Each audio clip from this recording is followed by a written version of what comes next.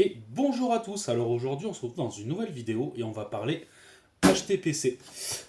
Donc qu'est-ce qu'un HTPC déjà? Donc c'est Home Theater PC. Donc à la base on appelait ça voilà, Home Theater PC, c'était pour les PC généralement qu'on montait quand on faisait sa salle cinéma ou tout simplement pour mettre dans son salon pour stocker ses vidéos, ses films, tout ça. Moi j'en ai une utilisation un petit peu différente. Donc petit aparté, je regarde pas la caméra tout simplement parce que j'ai mis un angle. Je filme en fait avec la caméra avant du portable. Je vous ai mis un angle super bizarre. Donc c'est pour ça que vous avez cet angle de vue. Donc moi en fait je l'utilise principalement pour de la hi-fi. Il me sert voilà comme machine en fait pour streamer du son sur mon système hi-fi donc je vous avais déjà présenté. Donc ça, c'est mon ancienne machine. Là, elle va dégager, tout simplement. Parce que bon, là déjà, c'est trop gros, hein.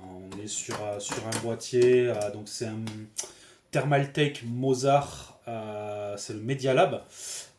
Donc avec un PC qui était dédié, enfin un boîtier qui était dédié à ça, au HTPC, avec un petit écran ici qui permettait d'avoir des infos. Donc moi que j'avais réussi à synchroniser avec Foobar pour avoir mes titres. J'ai voilà, deux soucis avec, en fait trois réellement. Le premier c'est que c'est vraiment gros quoi. C'est vraiment un gros boîtier. Voilà. Je voulais quelque chose déjà d'un peu plus compact. Son deuxième point faible, c'est le bruit. Et ça, vraiment, c'est le gros défaut de cette installation-là. Le boîtier est assez gros, les ventilos d'origine sont pas top. Il faudrait l'équiper avec des Noctua, des trucs comme ça. Mais bon, la config que j'ai dedans est pas forcément optimisée. Donc, il est assez bruyant. Et ça, c'est le gros point noir parce que justement, on va parler un petit peu des HTPC. Et vous allez voir que c'est justement l'un des critères pour moi le plus important, c'est le bruit. Et la troisième chose, bon, au niveau esthétique, franchement, il me plaisait plus vraiment. C'est un boîtier qui fait vraiment vieux. Bien que celui que je vais mettre à la place n'est pas forcément récent, mais il a un design que je préfère. Donc je ne l'ai pas encore reçu, je l'aurai normalement, je pense, demain ou après-demain. Donc c'est déjà un HTPC que j'ai acheté d'occasion, qui est déjà équipé. Et voilà, j'avais pas envie de batailler, mettre un gros budget. Là-dedans, j'avais rien fait de bien spécial. C'est une configuration de. J'avais acheté en fait moi ce boîtier 20 balles. Et c'est une configuration de récup qu'il y a dedans. C'est un corps de duo, je crois un 6600, Q6600, quelque chose comme ça. 4 Go de RAM, un petit SSD 250, une petite carte graphique. Enfin, franchement, rien de folichon, mais il n'y a pas besoin de plus, hein. Moi, pour ce que j'en fais, il n'y a pas besoin de plus. Donc justement, moi, je vais vous parler après un petit peu du système que j'ai fait moi. Mais je vais vous dire déjà pour moi quels sont les critères d'un HTPC. Le premier, pour moi, le plus important, comme je vous ai dit, c'est le bruit. Surtout quand vous l'utilisez comme moi dans de la hi-fi.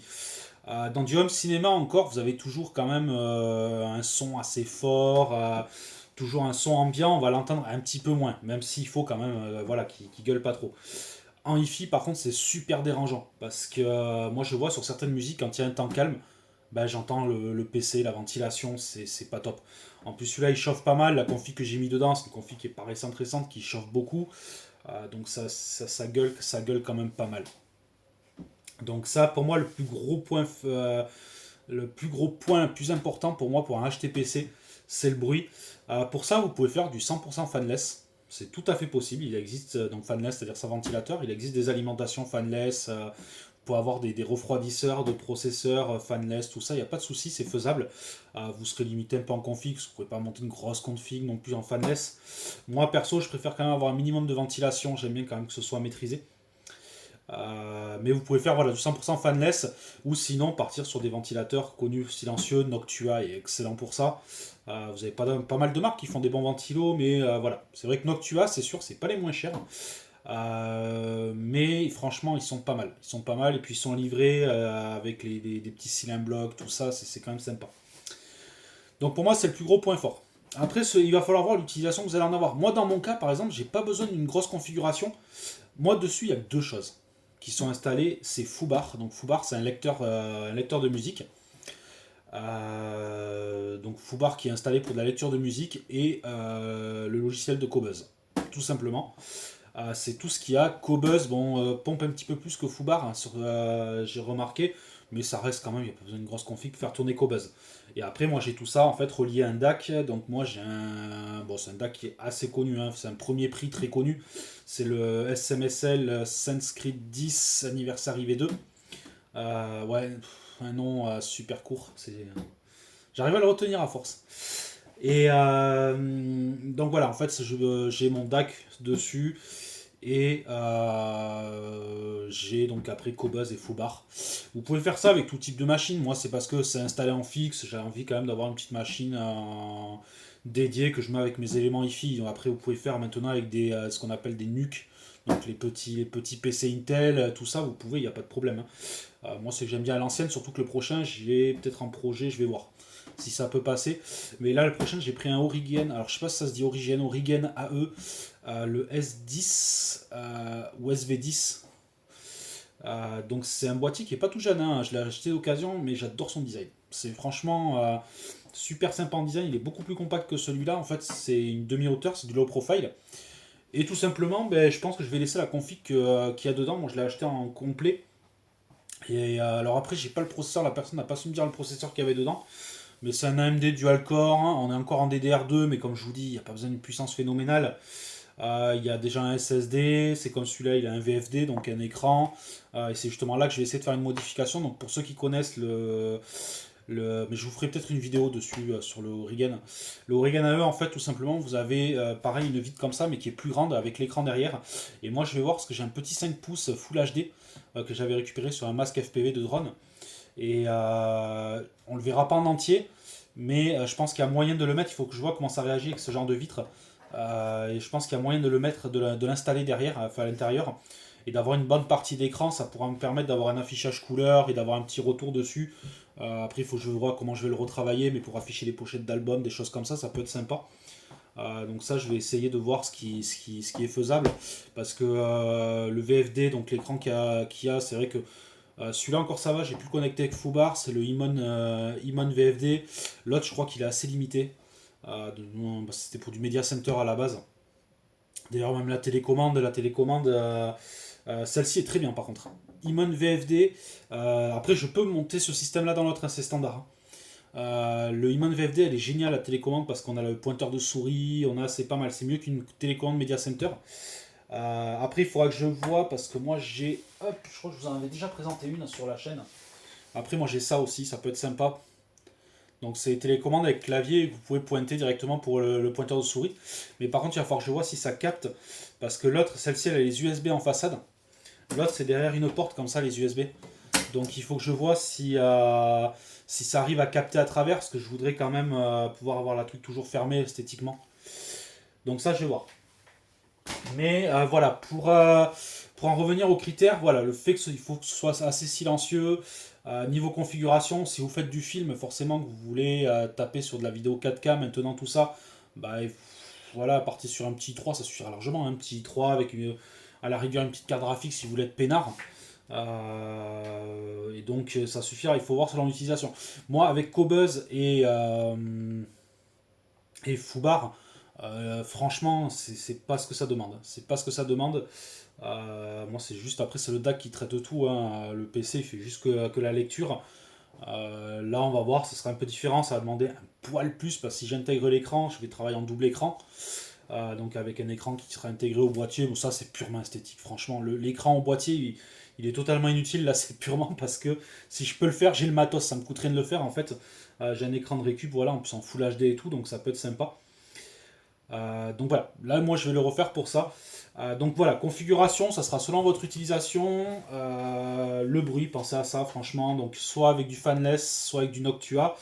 Ou comme je vous ai dit, après, moi c'est clairement parce que je voulais rester sur un format boîtier pour pouvoir aussi moduler un peu comme je voulais et bidouiller un peu tout ça. Après, si vous partez sur un petit Intel, NUC, quelque chose comme ça, il n'y a pas de souci, ils sont assez silencieux de base, hein. Après, vous avez la solution aussi Raspberry. C'est quelque chose moi, que j'ai fait au départ. D'ailleurs, je vais là. Hop. Donc, il n'y a plus le Raspberry dessus, mais en fait, vous avez ces solutions-là. Ça, c'est une carte, un DAC en fait, qui vient se poser sur les GPIO du Raspberry. Mon premier streamer, je l'ai fait avec ça en fait, avec un Raspberry et cette carte-là. Cette carte-là, je sais plus laquelle c'est une carte de chez Audiophonics. C'est là, ah ben si, c'est la ES9023 de chez Audiophonique. C'est une carte qui vaut 20 balles de souvenir, 20 ou 30 balles. Après, perso, j'avais quelques soucis avec, pour être franc. J'avais un peu de saturation, on aurait dit que le gain était un peu trop élevé. Mais j'avais fait ça avec Picor Player. Donc au passage, je vous parle de DAC depuis tout à l'heure. Donc qu'est-ce qu'un DAC? Un DAC, en fait, c'est ce qui va permettre de convertir le signal numérique en analogique. Donc tout simplement, vous sur le PC comme un CD, de toute façon, c'est du numérique. Et nous, ce qui nous intéresse, c'est de le mettre en analogique pour pouvoir, hop, y brancher sur notre ampli, qui lui est analogique. Enfin, du moins dans mon cas. Donc c'est pour ça qu'on met un DAC. Et le DAC, c'est aussi ce qui va faire, entre guillemets, un peu la qualité audio qui va sortir. C'est lui qui va un petit peu travailler le son. Alors, façon de parler, hein, travailler le son, je sais que je vais me faire huer en hi-fi, on dit justement qu'il faut qu'on soit le plus neutre possible. C'est juste pour faire un trait grossier de ce que c'est. Donc vous avez aussi voilà, ces solutions-là qui sont solutions Raspberry, vous avez Volumio, il y a plein de distris. Moi j'avais fait avec Picor Player. J'avais fait ça dans un petit boîtier, je pilotais ça depuis ma tablette tout simplement. Et franchement ça marchait quand même plutôt bien. Et après j'avais fait cette machine là. Finalement au départ c'était même pas vraiment que j'avais besoin de passer à un PC. C'est juste que déjà voilà, quand je suis passé au DAC, au SMSL en fait, euh, voilà, j'ai préféré passer sur un PC parce que je sais que les ports, comme c'est un DAC USB, je sais que les ports USB des Raspberry, c'est pas les meilleurs. Donc j'ai préféré passer sur PC pour cette raison-là. Et franchement, ça marche très bien. Au passage, le SMSL, le DAC, je vous le conseille fortement. Franchement, pour un DAC à 120 balles, ça fait franchement le taf, hein. Moi, je vois en comparaison, par exemple, avec mon Marantz, le CD5005. Franchement, le DAC reste au-dessus. Moi, d'ailleurs, le CD5005, je m'en sers aussi maintenant avec le DAC parce que j'avais possibilité de brancher en USB avec le PC et aussi avec la platine directement dessus. Et c'est vrai que même j'aime bien le passer par le SMSL aussi avec le CD5005. Bref, on fera une vidéo à part là-dessus. Là, c'était voilà, pour introduire un petit peu. Je vous ferai peut-être une petite vidéo dès que j'ai reçu l'autre en cours d'avancement, on va dire, avec les bidouilles que je vais faire dessus. Je vais essayer de voir pour intégrer l'écran. Sur l'écran, je verrai ce que je peux y foutre comme info. Ou au pire, je mettrai un petit equalizer graphique juste pour l'esthétique. Ou j'essaierai de voir si je peux bidouiller un double affichage pour qu'on voit mes pochettes d'album en essayant de jouer un peu avec les résolutions d'écran. Je vais voir. Je vais voir un petit peu. Mais voilà, grossièrement. Alors après, je ne vais pas rentrer dans le technique. Là, quand je vous parle du HTPC, là, je vous parle surtout on va dire des deux grands fondamentaux. Enfin, le premier, c'est le bruit, voilà. Et je vais m'arrêter là. Parce que après, je sais qu'il y en a qui rentrent dans la technique avec du filtrage électronique, enfin voilà, du filtrage dans tous les sens. Là, je suis pas assez calé là-dedans. C'est pas forcément, je suis pas à cette recherche-là, hein, dans la hi-fi, même si j'ai soigné un peu mes câbles, tout ça. J'ai quand même acheté voilà, il y a récemment, j'ai changé un peu mon câblage, tout ça. Je suis passé à quelque chose de plus propre. Mais voilà, il y en a qui font gaffe à l'alimentation qu'ils vont mettre dedans, tout ça. Moi, l'autre machine, donc comme je vous dis, la configuration, je ne l'ai pas tout à fait en tête parce que voilà, là pour l'instant, je l'ai acheté d'occasion sur le bon coin. J'ai eu juste des photos de l'intérieur, la personne n'y connaît rien. Donc, j'ai pas pu forcément voir, mais de ce que j'ai vu, c'est de la M2, je crois, M2 ou M3. On est encore en DDR2. Par contre, l'avantage, c'est que c'était une config qui avait été montée à l'époque en low profile complètement avec le ventilo qu'il faut bien pour la carte mère. Il y a le lecteur, parce qu'en plus, le lecteur, il faut un slot in de PC portable sur l'Origan AE, donc le S10. S10 ou SV10, ou S10V peut-être même. Je sais pas. Non, c'est SV10, je crois. Et en fait, voilà, c'est ça qui est intéressant, c'est qu'il avait déjà un peu les trucs de base, encore que le lecteur, je vous dis ça, après je m'en fous complètement, le lecteur, ici je l'ai mis. Hein. En fait, ici, là, vous avez le capot. Le capot, en fait, c'est un cache qui est sur le lecteur. Je m'en sers jamais. Je m'en sers jamais. C'est juste qu'au départ, quand je l'avais mis en dépannage, parce que j'avais mon lecteur CD qui avait claqué, et j'ai pas commandé le Marantz de suite, donc je me dépannais un peu avec celui-là. Je m'étais essayé, c'était Foubar qui me le lisait directement. Bon, après, ça fait le job, hein. Franchement, vous pouvez même Si vous avez des CD que vous voulez pas investir dans une platine CD, avec Foobar, si vous avez votre DAC, tout ça, vous pouvez passer par un lecteur, c'est pas catastrophique non plus. Il faut pas oublier qu'un CD, ça reste une donnée numérique, hein. Le lecteur, peu importe la qualité, du moment où il sait lire, qu'il arrive à aligner toutes les données, il n'y a pas de problème, hein. Après, c'est au DAC de faire le boulot. C'est pareil, quand vous achetez une platine CD, ce qui va faire le plus gros dedans, enfin, à mon humble avis, c'est le DAC qui est dedans. Un lecteur, c'est un lecteur. Le CD, lui, c'est des, on va dire, on va simplifier, c'est des 0 et des 1. Que vous ayez tel ou tel type de lecture, les 0 et les 1, tant qu'ils passent, ça reste des 0 et des 1. C'est en amont l'électronique, l'alimentation, le DAC, tout ça qui vont faire le boulot. Donc c'est pour ça que vous pouvez aussi faire avec un lecteur comme ça. Voilà un petit peu pour ça. Vidéo un petit peu longue, un peu bordélique, mais bon. J'aime bien faire ça, c'est des petites vidéos, voilà, que j'aime bien vous faire quand généralement sur des projets sur lesquels je suis. Et voilà, c'est vrai que sur HTPC, je vous en ai jamais parlé, pourtant ça fait 2 ans que je l'ai. Mais là, comme j'en suis sur le point de le changer, c'est pour ça que je me suis dit, on va faire une petite vidéo là-dessus. Et surtout qu'il me semblait que c'était plus vraiment d'actualité. Je pensais être encore l'un des rares à faire des HTPC, tout ça. J'ai vu que c'était encore pas mal utilisé justement pour les films, pour la musique, maintenant. Donc ça revient pas mal encore. J'ai vu que sur les forums se sont un peu réveillés. Il y en a des personnes qui se relancent de nouveau un peu dans les HTPC. Donc c'est pour ça, et j'ai vu surtout qu'il y avait de la recherche parce que les prix sont vachement remontés sur les boîtiers d'occasion. Les boîtiers HTPC sont très chers. Pourtant, très franchement, c'est un boîtier dans la plupart des cas qui a rien de plus qu'un autre boîtier. Il faut savoir que celui que je prends, moi, le Origen AE, c'est un boîtier qui était vendu 350 $ à la base, boîtier vide. Très franchement, moi j'ai payé 100 balles la config complète. Mais il est clair et net que j'aurais jamais mis 350 balles dans un boîtier. Il a beau être propre, tout ce qu'on veut, il faut pas oublier que c'est une caisse en métal, hein. Ça c'était moins cher chez Thermaltake, j'ai pas le prix en neuf, mais ça valait moins de 100 balles, ça je crois.